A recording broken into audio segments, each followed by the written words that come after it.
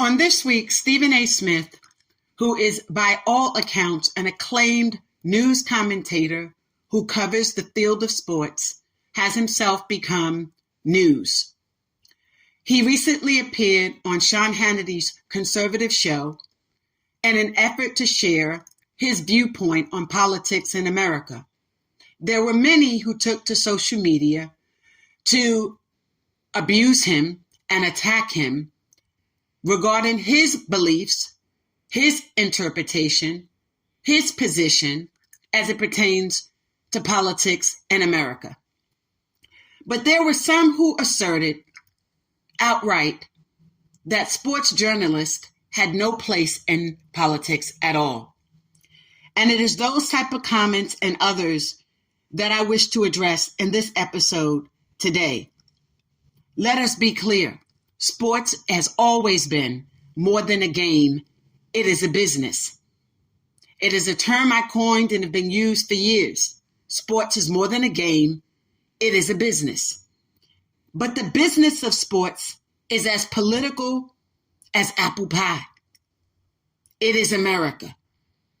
And for anyone to assert that Stephen A. Smith must remain silent as it pertains to politics in America and quote unquote stick to sports, surely does not understand sports in America at all.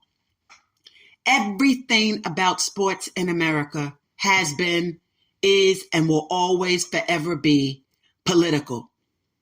In 1922, the Supreme Court Justice Holmes had to make a ruling along with the rest of the court as it pertains to whether or not baseball should be exempt from antitrust laws.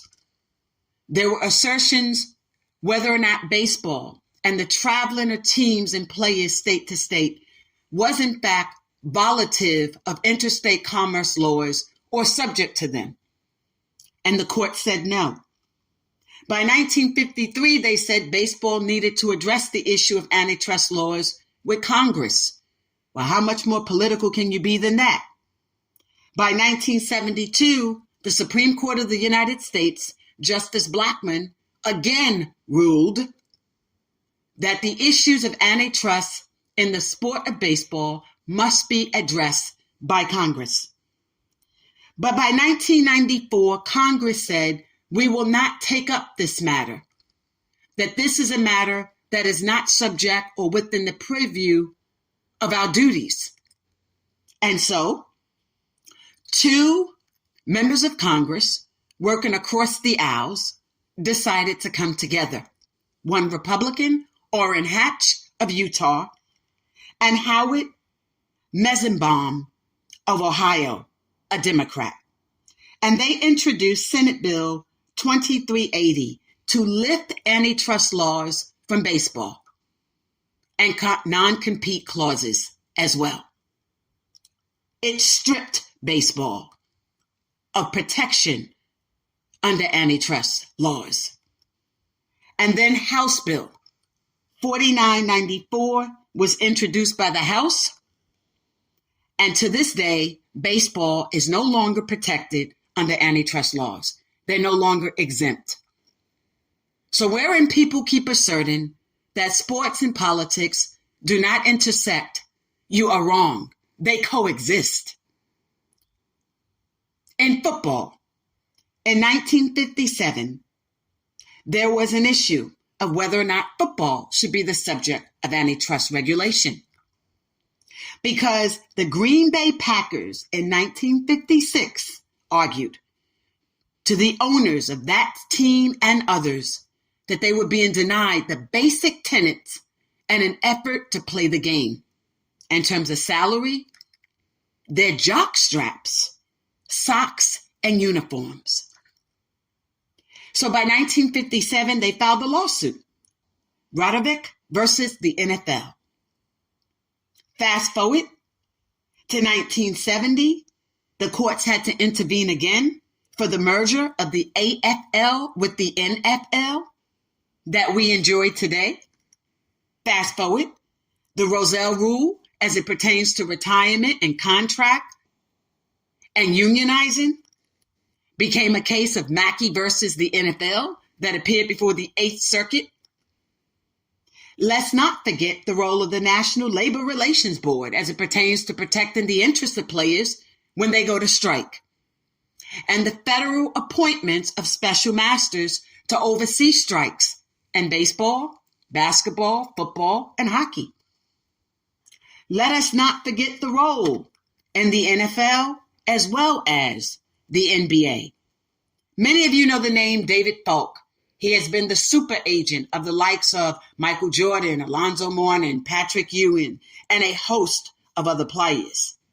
But in 1990s, he decided he wanted to host an event between Magic Johnson and Michael Jordan, and the NBA said no. The court said, quote, "It appears to this court that this case at bottom is about plaintiffs, pro serve, David Falk's, attempt to quote unquote free ride on the NBA's investment in its star players and in its rebuilding the league during the 1980s.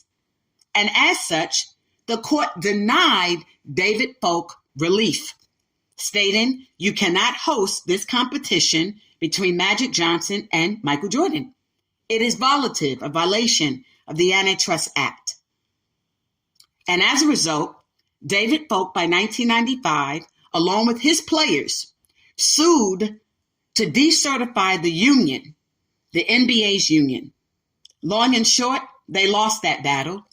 And for many, they should be glad they did, because ultimately it really became a case about deciding whether or not the agents would receive a percentage of the monies that were now being paid to players under what we call the rookie salary cap. And they weren't receiving the money they wanted. In 1995, David Falk would have received the percentage of Patrick Ewing's earnings with the New York Knicks under a 10-year deal, $33 million. By 1991, Larry Johnson played with the Charlotte Hornets, his 6-year deal, $19.9 million. 1992, Shaquille O'Neal signed a 7-year deal at $39.9 million. Chris Webber, at the time with the Golden State, a 15-year deal at $74 million. Glenn Big Dog Robinson, at that time with the Milwaukee Bucks, signed a 10-year deal, $68.1 million, and so on and so on and so on. Overall, the agents, not just David Falk, were not making the money that they were used to making under the new rookie cap. At that point and up to that point, they were able to receive a percentage. It was now capped. So the money made between 85 and 94 had changed. That's the power of politics and sports. So, wherein we attempt to take the likes of a Stephen A. Smith, who is an acclaimed commentator, who has been the voice of not just sports in America, but the voice of many African American men who are athletes in sports, who would not otherwise have a voice to articulate in the manner in which he's capable of doing, to deliver to the American people in the manner in which he's able to do, the message that has impacted their lives. That becomes problematic. Stephen A. Smith has been insightful, informative, innovative in his delivery. No one has ever done it like him. But more compelling, he is impactful. And so when a group of individuals take to the internet to assert that he's now some type of imposter, he is not. Repeat. He is not. He is street savvy with a swag, a sophistication, sporty, with a soulful spirit that has always been 100, fully committed. For Gen Zs, he leaves no crumbs. He leaves no crumbs. So why, therefore, would anyone take interest and or concern with Stephen A. Smith having a voice, a vision, and a viewpoint as it pertains to being a Black man in America, being a man in America who does more than vote. For many of you, you think the Black community is monolithic. You think we have one voice. You think the NAACP and the Democrats are responsible for our end all and our be all. The blessing of freedom of speech, the blessings of America, is that we're not monolithic. We have the ability to have many voices and many viewpoints to complete, draft, and or create a vision for what we want America to be for us. And that is not political. Stephen A. Smith is more than a vote. He's a visionary with a vision, a voice, a viewpoint. There's a difference between a viewpoint and a vision. A vision allows you to create, craft, conceptualize, to imagine life a certain way. A viewpoint is your stance regarding any obstacle or not that might stand in the way of that vision manifesting. Wherein the likes of a Stephen A. Smith attempts in his own right to state the reasons why he believes one way or another that politics should ensue one way or another. Why would we take issue with him? Because many of you are claiming that the person to whom he may have been supporting or to whom you perceived him to be supporting is a racist. And he made a statement that says, in part, that he believed that one of the presidential candidates could identify with the struggles of Black people. And many of you are asserting he's wrong for saying that because you believe that that candidate is a racist. And I'm going to respect that that is what you believe. But just because people have differences of opinions, it does not mean that one opinion is right or wrong. So wherein you attack Stephen A. Smith's opinion as wrong, and you're not in a position to substantiate with evidence, then that makes you wrong. So allow me to dissect what I heard. And allow me to preface that by saying this. Most people like myself did not know that Stephen A. Smith appeared on Sean Hannity's show until you all took to social media. So we're in a small percentage of people in America, particularly as it pertains to Blacks in America, liberals in America, would not have known but for the power of X, social media, also called Twitter. So it backfired literally on you. Cosplaying, some of you, to pretend to be Black people on social media, making these negative comments to disrupt and disrespect and disregard. To disrupt, disrespect, and disregard our beloved Stephen A. Smith. And many of you are cosplaying. And I know because I know and recognize some of your burner accounts.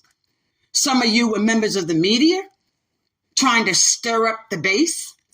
Some of you were white liberals trying to create hostility within our community. And a few of you were Blacks who were asserting that you too were conservatives, but you were utilizing those burner and fake accounts to engage and try at the same time to empower those who you wanted to change how we think. I say this again. The Black community has many voices. There is an intersection between sports and politics. Don't ever say that Stephen A. has no say as it pertains to what can impact NFL, Major League, NHL, tennis, golf, and even the NBA. Okay? Thank you. With that being said, he is more than a voice. He is more than a vote. He has more than a vision and a viewpoint. As a black man in America, he too has bruises from the battles that he's had to fight. Are we now going to say he does not? Do we get to pick and choose when and how we speak? Do we get to pick and choose what is acceptable? When I hear people say that he doesn't know politics, we have listened to this man for almost 30 years. I dare us now try to emasculate, disrespect, disregard, denounce, and cancel him.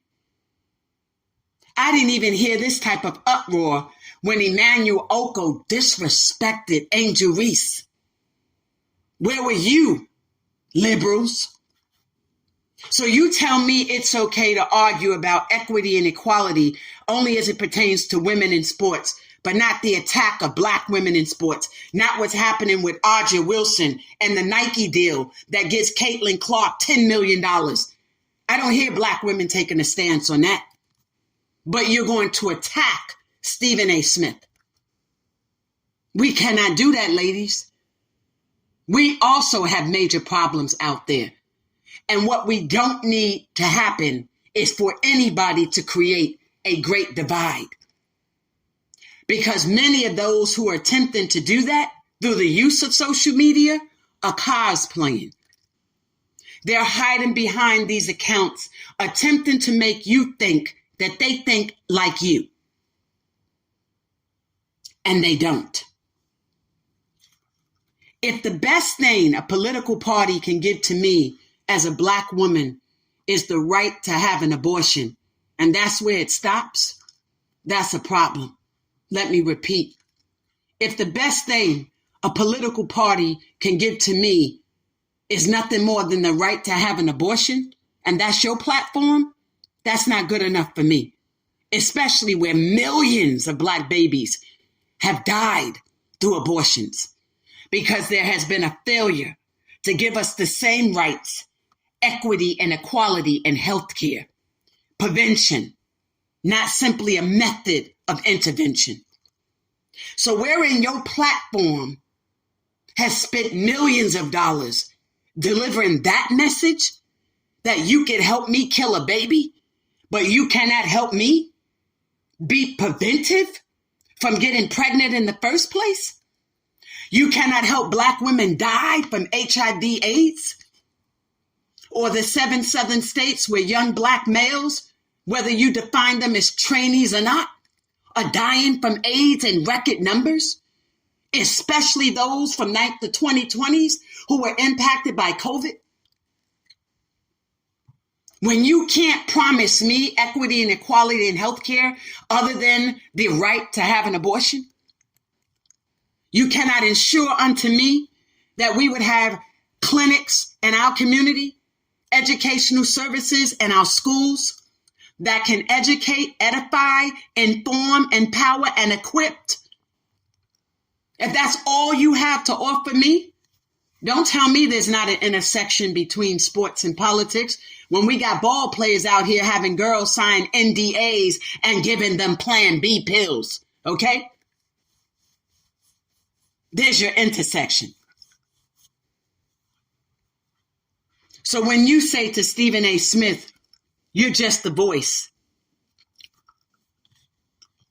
you don't understand politics. He's a black man in America. And he knows that the Justice and Policing Act never got passed. You tell him he could vote, but he knows that the John Lewis voting right was not reauthorized. You tell him he cannot have a vision, but he cannot see past today. You tell him you don't have a say. You can't compare a former president to the struggles of black people in America. Really? Because I remember Hakeem Jeffries out in New York and Doug Collins and a host of other members of Congress who moved and passed one of the most powerful overhauls of criminal justice reform in the history of the United States. And it was called the First Step. There are 70 million Americans with an arrest record. That is almost 1 in 3 in every household. That is dominated by Black men and Afro-Latinos. Don't tell a Black man like Stephen A. Smith that he doesn't have a say in politics. Of course he does. When we look at the number of Black athletes who suffer from and or face arrests, and the disparity and the discrimination and the prosecution and the arbitrary and the discriminatory enforcement of laws, don't tell Stephen A. Smith he doesn't have a voice in politics in America. When we look at the number of Black youth who, but for their ability to play in AAU and other sports and activities, and those who would secure scholarships, but for those who would probably be in the system, don't tell us we don't have a voice in politics. We do. When you look to the number of Black youth since the repeal of affirmative action as we understood it, who will now be at HBCUs, some of them, and we look to the necessity of funding, and we look to a former president who at that time gave more funding to HBCUs than any other administration before him at that time. And we know that Stephen A. Smith is an HBCU benefactor, not an affirmative action. Don't tell us we don't have a voice in politics, because he does. Sisters, let us not let anyone create that divide where we're taking to social media to emasculate a Stephen A. Smith. Him? Really? Don't let anybody cosplay and make us think he is anything other than who he has always been to us. Transparent. Truth. Transparent. The truth. He is more than a vote. And we can no longer sit back and operate with the belief that we in sports don't understand politics. I say this respectfully to those who are on political beats. I don't think anyone understands it better than us in sports. I really don't. Because we must be abreast and astute, if you will, in politics, business, finance, crime and justice, because all of that intersects with sports in America. There's fear governs politics, but politics is not governed by fear. Fear governs politics, but politics is not governed by fear. What do you mean by that, Lisa? The number of people that are taken to social media to dog Stephen A. Smith are doing it out of fear. The fear that his voice is so powerful and impactful that people will listen, and that people, based on what he has said, will conform. Fear. But politics is not governed by fear. What does that mean, Lisa? It means that there are people who are shifting in politics now because they fear the loss of homes. They fear disparity and discrimination. They fear police brutality, but there are great cops out there. I will interject and say that. Firsthand, I know there are great police officers out there that wake up every day with the intent to do the right thing. But we still need a Justice and Policing Act to protect those bad apples who victimize other people, to bring protection to the victims of those bad apples. Fear. If politics was governed by fear, the lives of many, like the 1 in 3 who have criminal records, that the first step was to address, that would have been impactful on the state levels later as well. They fear their inabilities to take care of their families. They fear the fact that we claim that 3 strikes and you out But for many of them, they know that after that first strike, they are out. They fear that a misdemeanor exoneration for the District of Columbia and Indian reservations that don't transcend or go beyond, if you will, those districts has no impact on the 70 million Americans who are now suffering because they too have criminal histories. They fear that because we do not have a Fair Criminal Records Reporting Act that would not force people who have one arrest record to live that out for the rest of their days to the day they die. Not everybody's going to have the benefits of an Allen Iverson, where you could have gone to prison and come out and become an NBA legend. Not everybody's lives are impactful like that. But it took a politician to guide that process because of his mother's Ann's advocacy that he can get a commune sentence by the former Governor Wilder. Fear governs politics. Fear forces people to attempt to silence the likes of Stephen A. Smith. But politics is not governed by fear, because if it were, it would meet the needs and the concerns of those populations, and it does not.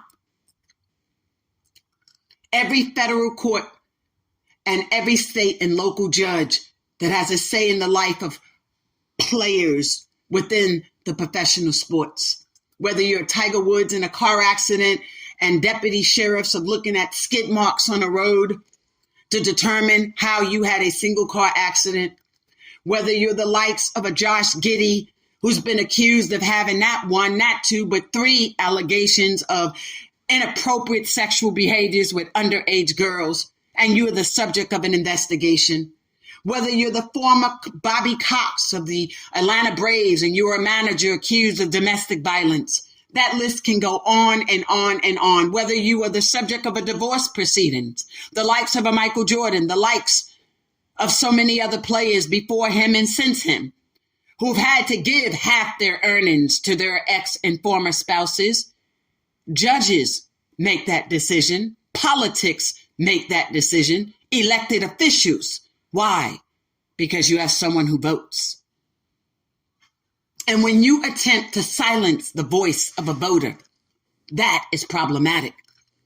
So wherein you don't believe, ladies and gentlemen, that Stephen A. Smith speaks for Black America, neither does the NAACP or the Democratic Party.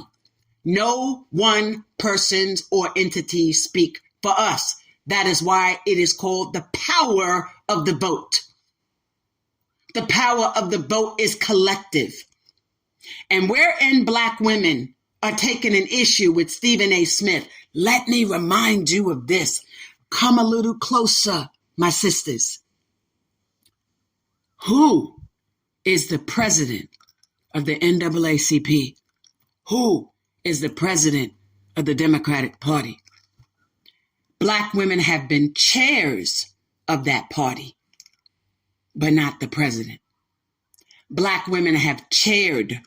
We have never been the head of the day-to-day activities and governance of the NAACP and or the Democratic Party. In fact, they bypass Black women, their largest voting bloc, to give that title to a Latino man. So let us be clear. When the Democratic Party was issuing millions of dollars recently in an effort to create a PR campaign to secure the vote, Black media did not get a dime. And Stacey Brown, who was the president of the NPPA, and Dr. Ben Chavez reported on such, and it appeared in part in the Washington Informer and other Black media. Let us be reminded that Stephen A. Smith didn't rely on non-facts. No. Look at the data, not the polls. The Pew Institute, Urban Institute, and many others have researched, Pew, P-E-W, on the trajectory of the Black male vote. And as it pertains to 2016 and 2020, that percentage has grown as it pertains to voting for Republican. We need to know that. We need to know the who, what, whens, and why it's happening, and we need to be able to address it. You cannot bully the likes of Killer Mike, use militarized policing against Sean Combs, attack Stephen A. Smith and Kanye West and a host of others because of their political views, and then attempt to cancel them and then tell everybody else to stay woke. Look at the numbers from the Pew Research. And then, and only then, do we say to ourselves, how did this happen? Because this becomes a reminder of the 1960s. People forget the percentage of Blacks that voted Republican for the beloved President Kennedy's election. Go further back to the 1930s. Let us not be that foolish that we forget we're not monolithic. There are more than one voices, and we will not, especially as Black women, emasculate, denounce, disrespect, and disregard a Stephen A. Smith. He's more than a vote. He is a voice with a viewpoint and a vision for Black America, for himself as a Black man, but more compelling, for himself as a voter. Thank you for joining me on this episode of Field to Rim, brought to you by Seltzer Sports. This is Lisa Hampton. Follow me on Twitter, _Lisa Hampton _. One love.